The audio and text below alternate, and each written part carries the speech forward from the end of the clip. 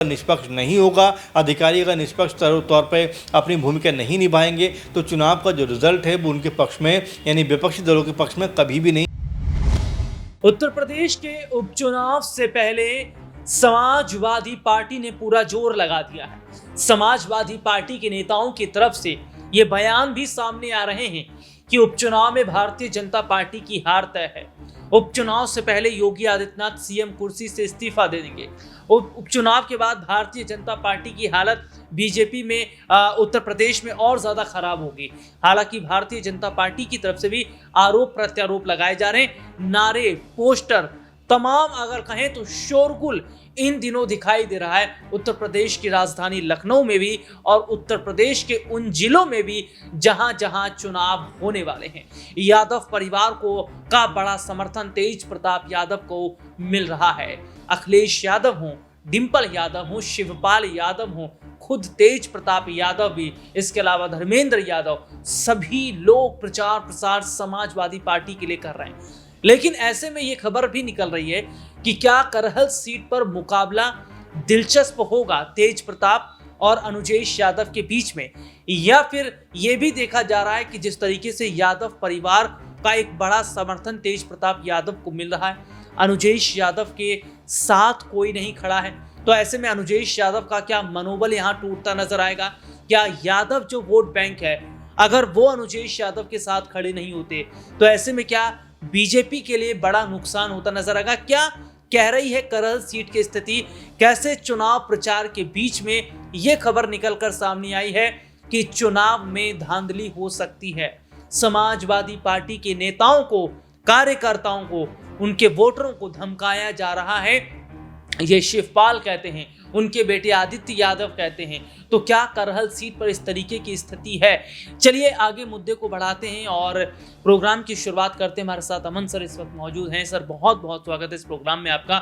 Sir, Uttar Pradesh के उपचुनाव से पहले अभी हमने शिवपाल यादव का एक बयान अपने दर्शकों को सुनवाया भी है, जिसमें वो ये कह रहे हैं कि जो भारतीय जनता पार्टी के जो लोग हैं वो यादव वोटर्स को धमका रहे हैं, यादव परिवार को धमका रहे हैं, पुलिस प्रशासन मिलकर जो है वो जबरदस्ती करने का काम कर रहा है, धांधली की बात सामने आ रही है। यही बात शिवपाल यादव के बेटे भी कह रहे हैं, यही बात समाजवादी पार्टी के प्रमुख अखिलेश यादव भी कह रहे हैं। तो सर, क्या वाकई ये देखा जा रहा है कि चुनाव आयोग, सरकारी अधिकारी, सरकारी एजेंसियां, ये सब मिलकर क्या वाकई धांधली कह रही है, या विपक्ष जो इस तरीके के आरोप लगा रहा है वो आरोप गलत है? देखिए, चुनाव के वक्त राहुल इस तरह की बातें खूब उठती हुई सामने आती हैं। जो पार्टी सत्ता में होती है उसके खिलाफ तो एक माहौल बनता है कि भाई सरकारी जो कह सकते हैं कि मिशनरी है या सरकारी जो सामान है, सरकारी जो लोग हैं, उनका कहीं ना कहीं इस्तेमाल किया जा रहा है। उनको एक तरीके से अपने पाले में करके चुनाव को अपने पक्ष में करने का जो यत्न है वो लगातार किया जा रहा है। इसी को लेकर लगातार जब शिवपाल यादव हो या और तमाम नेता हो वो ये आरोप भी लगा रहे हैं और कहीं ना कहीं इसके ऊपर बयानबाजी भी करते हुए नजर आते हैं कि सत्ता पक्ष को निष्पक्ष चुनाव करवाना चाहिए, चुनाव आयोग को निष्पक्ष चुनाव करवाना चाहिए, और जो अधिकारी हैं, चाहे वो डीएम है या कोई और हैं, उनको इन चुनावों में महत्वपूर्ण भूमिका निभानी चाहिए और दोनों पक्ष, चाहे विपक्ष हो या सत्ता पक्ष हो, बराबरी पर लाकर खड़ा करना चाहिए। कहीं ऐसा ना हो कि उनका पलड़ा एक तरफ झुका हुआ दिखाई पड़े जिससे चुनाव प्रभावित होता हुआ नजर आए। आप देखिए कि अखिलेश यादव ने कुछ दिनों पहले ही कहा कि अलीगढ़ और एक और सीट का जिक्र वो कर रहे थे कि 2 सीटों पर उनकी पार्टी चुनाव जीत गई थी, लेकिन किस तरह से डीएम ने और तमाम तरह से इस कह सकते हैं अफसरों ने उनके जो चुनाव का जीतने का जो लगभग कंफर्म हो गया था उसको बदलते हुए वहाँ से किसी और को चुनाव जितवा दिया।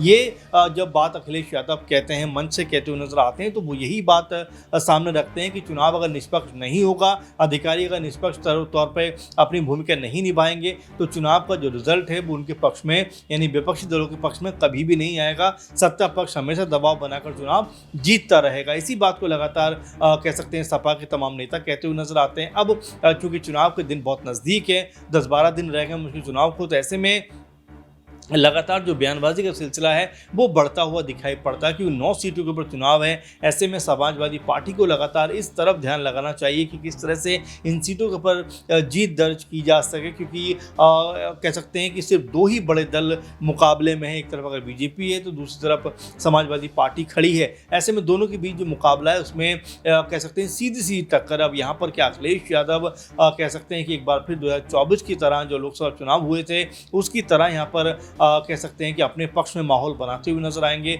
और 9 में से तकरीबन 5 से 6 सीटें अपने पक्ष में लेकर आएंगे। इसको लेकर लगातार बयानबाजी की जा रही है, लेकिन क्या वाकई में ऐसा होता हुआ दिखाई पड़ेगा? साथ में अगर बीजेपी की बात हम कर लें तो बीजेपी की तरफ से सीएम योगी भी आज से जो है प्रचार प्रसार का आगाज़ कर रहे हैं। 3-4 जगह जो उनकी रैलियां भी हैं और करहल पे भी जाने वाले हैं प्रचार प्रसार के लिए। यानी कि 9 सीटों के ऊपर जीत दर्ज करना बीजेपी के लिए भी अपनी नाक का सवाल बन गया है, क्योंकि बीजेपी ने जिस तरह से 2024 के लोकसभा चुनाव में करारी हार का सामना किया है उसके बाद लगातार बीजेपी इस कोशिश में है कि भाई किसी भी तरह से इन उपचुनाव में रिजल्ट जो है वो उनके पक्ष में आना चाहिए और जो 9 सीटें उसमें से 7 से 8 जो हैं वो बीजेपी या उनके सहयोगी दलों के कह सकते हैं कि पक्ष में आती हुई नजर आए। सर, एक सवाल मेरा यहाँ पर है, ये भी कहा जा रहा है कि तेज प्रताप यादव से डर गए हैं अनुजेश यादव और चुनाव से पहले ही उन्होंने अपने हथियार को मैदान में उतार दिया। तभी हम देख रहे हैं कि करहल पर उतना शोर शराबा भारतीय जनता पार्टी की तरफ से नहीं है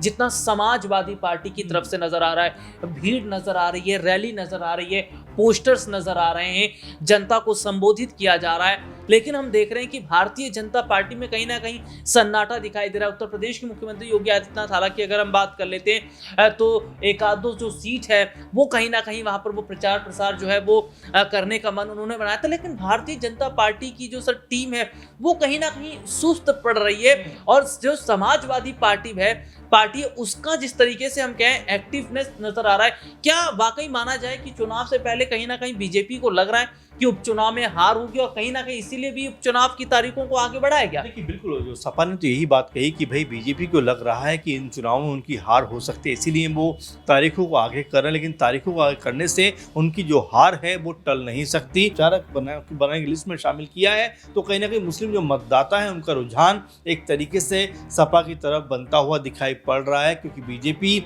जिस तरह की राजनीति कर रही है, जिस तरह से राजनीति में कह सकते हैं कि एक तरफा होकर फैसले कर रही है, क्योंकि आपने देखा सुप्रीम कोर्ट ने भी कहा कि अभी किसी का घर अगर आप गिराएंगे बिना उसके तो आपको 25 लाख तक का हर्जाना जुर्माना देना पड़ेगा। तो ये जो सवाल है ये उठ के सामने आते हैं कि भाई आखिर एक घर जो गिराए जा रहे हैं वो किस बिना पर गिराए जा रहे हैं। जो भी अपराधी है, जिसने भी जुर्म किया है उसको उठाकर आप जेल में बंद करिए, घर गिराने से आपका क्या मतलब है। और एक तरफा कार्रवाई इसलिए भी लग रही है राहुल की लगभग 95% जो घर हैं वो मुस्लिम कम्युनिटी गिराए जा रहे हैं। तो जाहिर बात है इस सवाल भी उठ के सामने आ रहे हैं कि क्या मुस्लिम विरोधी होकर योगी सरकार काम कर रही है या फिर एक टारगेटेड कह सकते हैं तौर पर कहीं ना कहीं इस तरह के फैसलों को करती हुई नजर आ रही है। इसी बात को लेकर जमीयत के जो अध्यक्ष हैं अशरफ मदनी, उन्होंने भी ये बात कही कि भाई इस तरह के फैसले करके कहीं ना कहीं जो मुस्लिम लोग हैं उनके साथ सौतेला व्यवहार जो सरकार है वो करती हुई नजर आ रही है। तो कुल मिलाकर देखा जाए तो बीजेपी के लिए स्थिति कोई बहुत बेहतर नजर नहीं आती। वहीं सपा लगातार अपनी स्थिति को बेहतर करने में लगी हुई है। अगर बीजेपी की यहाँ पर हार होती है तो फिर मैं कह रहा हूँ कि ये योगी जी के ऊपर भारी पड़ सकता है, योगी जी के ऊपर इसका सीधा सीधा असर हो सकता है, क्योंकि सपा के एक विधायक ने यहाँ तक कह दिया है कि अगर सपा की जीत इन उपचुनाव में हो जाती है तो फिर योगी जी को अपनी कुर्सी गंवानी पड़ेगी जी। और ये वाकई देखना होगा कि जो करहल सीट है क्या वहां से वाकई हार मान ली है अनुजेश यादव ने या फिर बीजेपी आगे कोई बड़ी रणनीति बनाती है। लेकिन ये यादव परिवार के बीच की जो टक्कर है इसमें कहीं ना कहीं तेज प्रताप यादव को जो है बड़ा सपोर्ट समर्थन मिल रहा है। आज के इस प्रोग्राम में इतना ही, आपसे फिर दोबारा मुलाकात होगी, तब तक के लिए इजाजत दीजिए, नमस्कार।